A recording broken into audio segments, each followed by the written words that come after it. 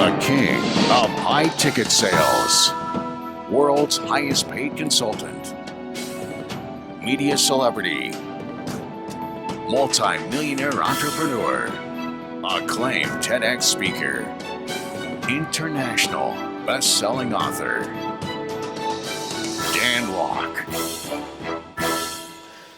You have what I call mercenaries. Mercenaries.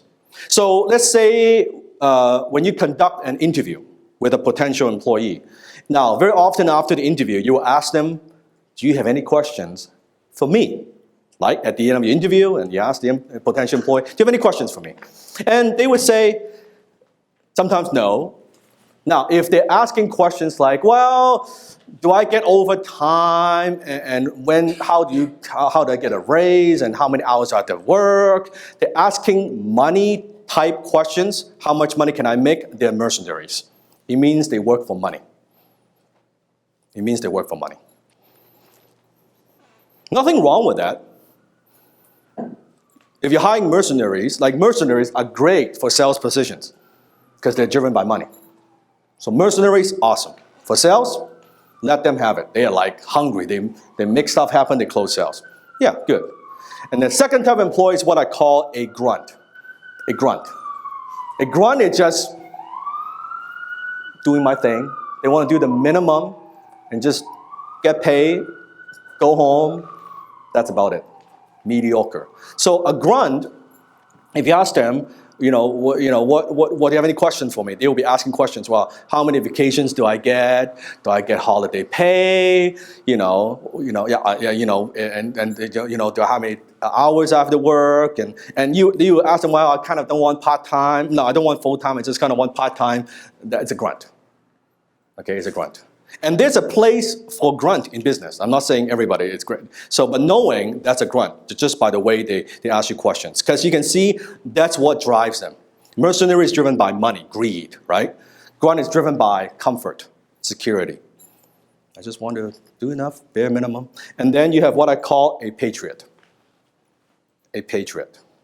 A patriot, after the interview, and you ask, do you have any questions for me? The patriot would say, I'm interested in your training program. I'm interested in your team and your culture and what's your vision for the company. And if I was to rise up and want to take on more responsibility, what does that look like? And you know what? I've also done some research for a company. I think I have some ideas I want to contribute. Or I know you're hiring for this position, but I think I could actually help you in this area. They're giving you ideas. That's a patriot because they're driven by mission. They're not driven by money. They're not driven by minimum amount of work. They're driven by mission. They join your company because they can see your company is going places. They want to be part of that. That's very, very different. Very, very different. Now, so as an entrepreneur, you want to have mercenaries doing sales. With other roles, especially operation, important management roles, you want to have patriots. Because those people is the one that understands your value and your vision and your mission, and they're going to make that happen. They're thinking about your business when you're not thinking about your business. And that usually is something that you cannot teach them. It starts with their upbringing. It starts with their childhood or how their parents are.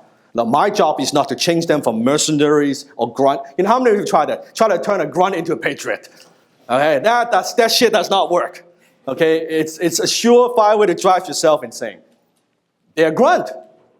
Either use them for what they do, but don't try to change them into a patriot. Hire a patriot day one. Talk with them. Go through different scenarios. Let me give you, would you want a kick-ass interview tip? Hello? Yeah. Yes. That's the response. I'm going to give it to you. Do you want a kick-ass interview tip? Yes. Okay, that's better. Sometimes what I do, when I interview someone who's in key position, a director position, I would give them what I call a doofus test to see if they're doofus. And the way I do it is I would get them to do stuff that's out of the norm. Let me give an example. Well, we are going to have this interview. Meet me 5 a.m. in downtown. What the fuck? If they make excuses, like I can't do it, this and that, I don't want you. Because how you do anything is how you do everything. If I ask you to do something kind of out of the norm, go the extra mile, day one, I haven't even hired you yet, you give me an excuse. Imagine what happens after you hire them. Same. It's the same. Human beings are interesting. I say, nah, I don't want to do that. Now, here's the thing. I would say, yeah, meet me 5 a.m. in downtown. Sure, I'll be there. Oh, actually, you know what? Let's not do that. Let's meet me 9 a.m. at this place. It's a test. Not me, I'm showing up 5 a.m. in downtown. It's a test. Another thing I would sometimes ask them to do is, you know what? When you showed up, why don't you get me the sports section from the Vancouver Sun? Okay, that's kind of weird. Yeah, get me that. Now, here's what happens. When they showed up, some of them will not have the sports section of the Vancouver Sun. It means what? No attention to details, not coachable. I don't have to work with them for 1 minute. I know they're not coachable. I just said purposely, bring me that. Or if they say, why do you need that? Why do you need sports? Don't you have a cell phone? If that's the attitude that you get, guess what? When you hire them, when you ask them to do stuff, it's the same attitude that you'll get. Okay?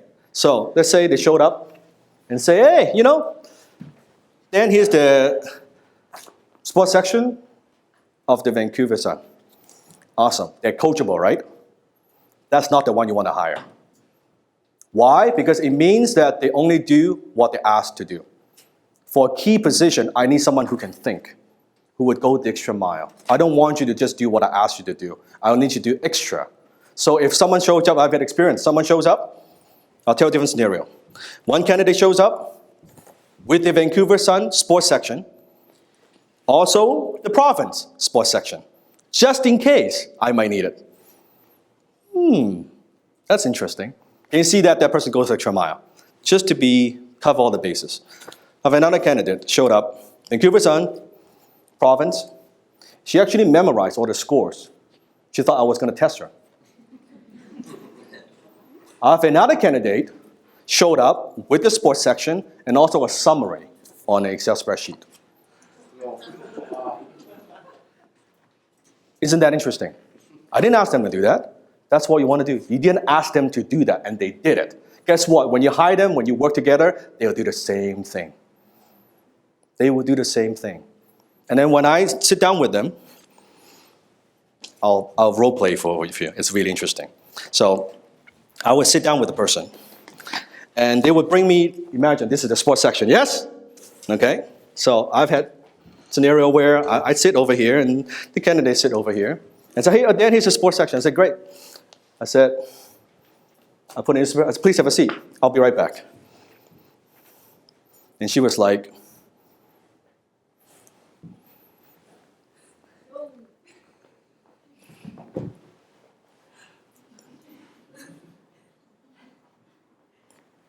oh, he asked me to sit down, so what does that tell me?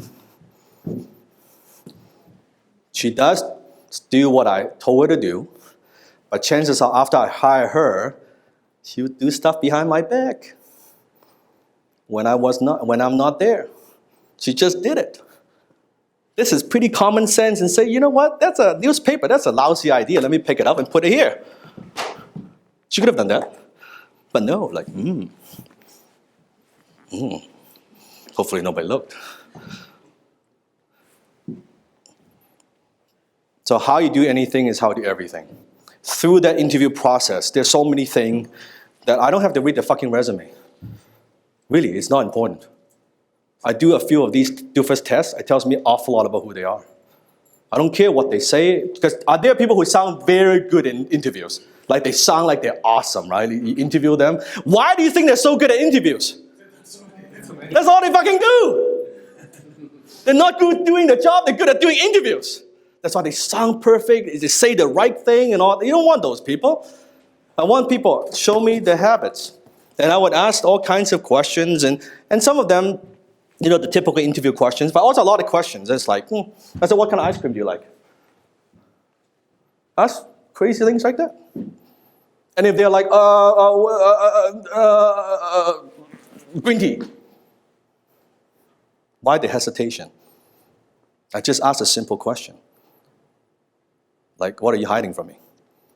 What's there to be scared of, right? If they say, oh yeah, vanilla.